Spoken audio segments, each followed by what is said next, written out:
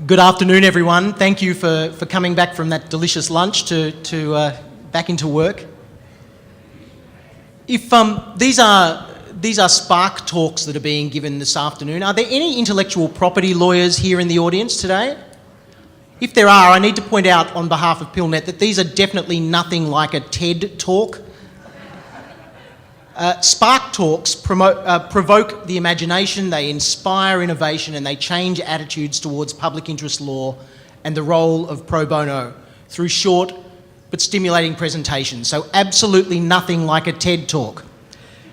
I'm David Hillard, and I'm the pro bono partner at Australian law firm Clayton Utz. And I've been asked to introduce our Spark Talk speakers today as a way of humiliating me in front of an international audience by exposing my own inadequacies in comparison to two incredibly qualified speakers. So before I go any further, let me just say proudly that in 1983 I won an entire set of Encyclopedia Britannicas for a public speaking competition. That's a whole set, 26 volumes, thank you. Not like these young kids now, it wasn't on a computer disc, these were the real thing. So keep that in mind while I introduce people who may not have won a set of Encyclopedia Britannicas, but I should probably give them mine. Our first speaker this afternoon is Maria Cecilia Flores Oebanda. And Cecilia is a genuine hero. In fact, she actually has a certificate from the US State Department to confirm that she is a hero. Maria was recognised in the State Department's 2008 Trafficking in Persons report as one of the heroes acting to end modern slavery. Born into poverty, Cecilia has spent her entire life working with and fighting for the most marginalised and disadvantaged people in the Philippines and across Southeast Asia. She was imprisoned for 4 years under the Marcos dictatorship, and upon her release, she became the founding president and executive director of the Visayan Forum Foundation, an organisation addressing modern-day slavery, especially human trafficking and the exploitation of domestic workers. Cecilia is the Philippines and Southeast Asia coordinator for the Global March Against Child Labour, a worldwide movement on behalf of 250 million working children, 4 million of whom are Filipino. And Cecilia is also the chairperson of Child Workers in Asia, a Bangkok-based network of 100 NGOs working on the issue of child labour in Asia. Cecilia has received numerous awards, including Anti-Slavery International's Anti-Slavery Award, the Skoll Foundation's Award for Social Entrepreneurship, the World's Children's Prize for the Rights of the Child, and she was recognised in 2007 on the occasion of the bicentenary of the Abolition of the Slave Trade Act by the Government of the United Kingdom as a modern-day abolitionist. Innovator, leader, hero, please welcome Maria Cecilia Flores Oebanda. Hello.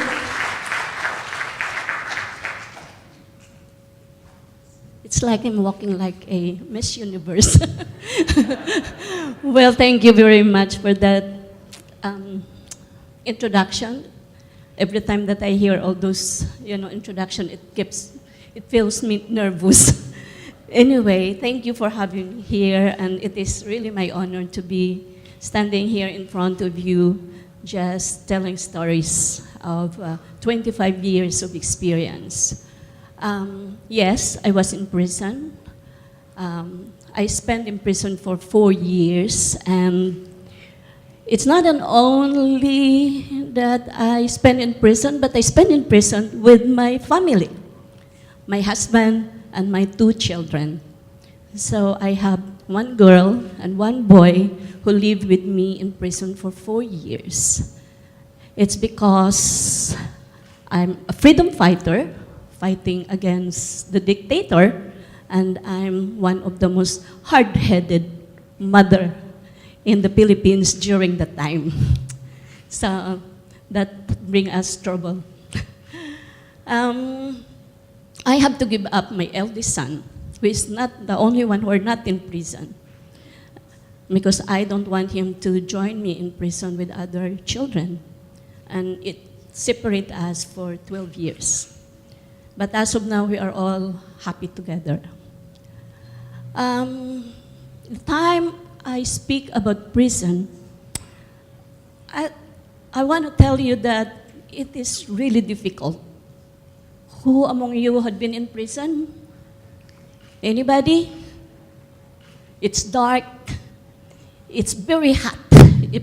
When it's, it's hot, it's very cold. It's cold. And I thought that our life in prison is really the worst life that any family can endure. But I'm wrong. When I started to work on the issue of human trafficking, I realized that our life is really nothing compared to the life of the victims of human trafficking. We have girls who are trafficked and promised to work in France, to work as a domestic worker, but end up in Ivory Coast, and sold to 80 men in a closet-sized room. We have girls who are young, as 14 years old, who are sold as fake virgins, that their traffickers are forced to put a cotton dip in a pigeon's blood in their sex organ just to be sold and marketed as a virgin again. And these are horrible things. And these are worse than hell. Okay? For 25 years, our organization has been working so hard to help these young girls. And I would say that the fight continues. This year, the Philippines was actually recognized by the U.S. State Department as the single country under Tier 1 category. And that's indicate that we are making progress. Our government are making progress in fighting this problem. And for us, it's a celebration. And actually, I don't even dream before that I will see the day that the Philippines will be recognized as a Tier 1 country, especially that trafficking is still rampant in the Philippines. And you know that the Philippines is also a major source of migrant workers all over the world. And we still continue to have cases and exploited Filipinos all over the world, especially in the Middle East. But we're seeing progress. And for me, it's time to celebrate. But of course, next year, we need to defend that position being a Tier 1. And this is where we should not stop working to fight this problem. Our organization continues to rescue and save girls. And without the help of legal minds like you, pro bono groups, we were not able even to bring our cases in court. 100 cases in court, some of them were even convicted. We have already conviction now. And thank you for lawyers like you who help us do our job well. And beyond that, we need also to examine those cases that are not worked well in court. That's why we solicit the help of IBP, this Integrated Bar of the Philippines, to look and create a legal audit of all our cases in order for us to learn what doesn't work and what works well. Beyond that, we know by the fact that policy is very important in this fight, to ensure sustainable change, to ensure that whatever we develop in terms of innovative solutions should be institutionalized to ensure sustainable solution to this problem. We need to do policy. And this is where we partner with Thomson Reuters, Trustlaw, and White and Case to do a research. The first research that we have actually is on domestic worker. We try to evaluate where existing gaps of the law, the other vulnerable countries in the world, and teach us and help us to develop our discourse to the Senate and the Congress to pass a 20-year-old Magna Carta that we've been lobbying in the Senate and in the Congress. And yes, because of that help, we were able to pass the first ever domestic worker Magna Carta in the Philippines. Recently, we also work with Thomson Reuters and Trustlaw and Linkletters. Linkletters, I know you're here. No? And that project is to look on the cursory analysis of the gaps of the law on the fishing sector, because there are a lot, contrary to our sometimes belief, there's only women and children who are trafficked. There are men and boys who are actually trafficked in the slavery of the sea situation. So through that research, we were able now to come up and lobby to the government to come up with a distinct occupational safety and health policy to protect the sector. And we're still planning to pursue a more national legislation through this research. So you see, you can do a lot. You know, we can work together. The experience of the NGO on the ground and your mandate as a pro bono can really change a lot of life. But I would say that even that it seems that we are actually successful, I must admit that I feel sometimes that there is still a lot that needs to do, especially in seeking justice. As of now, you would say that, well, there are a lot of international cyber sex happening. We were able to convict some of them. But the questions really on my mind is that, is this what really defines justice? Is litigations and conviction is enough? Do we see that we have already seek justice for the girls? And my answer is no. Until the victims enjoy the fruit of their fight to secure freedom, our work is not complete. Is conviction bring girls to school? Do they get this compensation? I don't think so. That's why I'm saying that it should be holistic. It should be whole thing.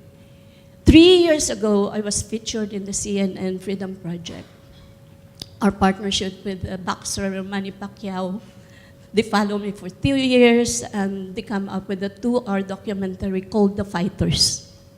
And in that documentary, there's 3 girls who are featured in that documentary. They are young as 8 years old. They were forced with this trafficker to drink urine mixed with juice. They were asked and forced to do something with a dog. And after 4 years, the girls really fight so hard to convict this guy. And we did. We were able to convict a Pennsylvanian guy, and he is suffering 12 years in prison. But there's no compensation for the victims. So are they coming back to their communities? Are they having a good time? Are they empowered because of this? I don't think so. What I'm saying is that if we think about legislation or prosecution, it should be complete.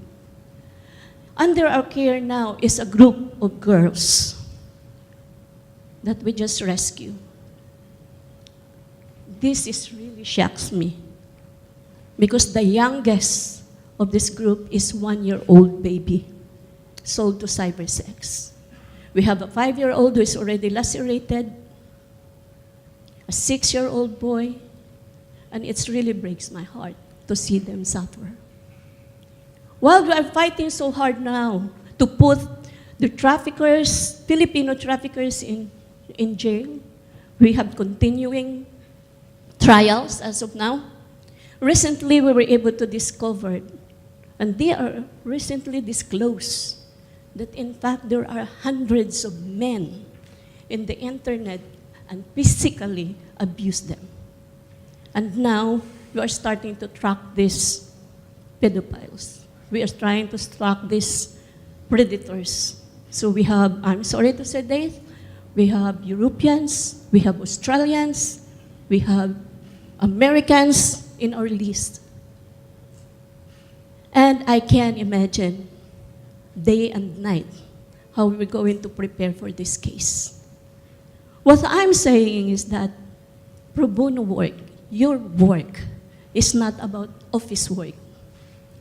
It's not about your paperwork. It's not about just a commitment.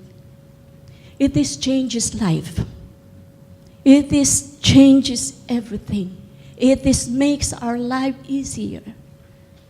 And it is always an inspiration and courage for us to fight so hard because we know that you are in our side. I hope that today is the start of a true freedom and a true commitment for freedom that's go beyond policy, that's go beyond statistics, let's go beyond numbers whatsoever, but a commitment that's sealed in our heart. We can do this. Without you, we cannot win this fight. Thank you very much and good day.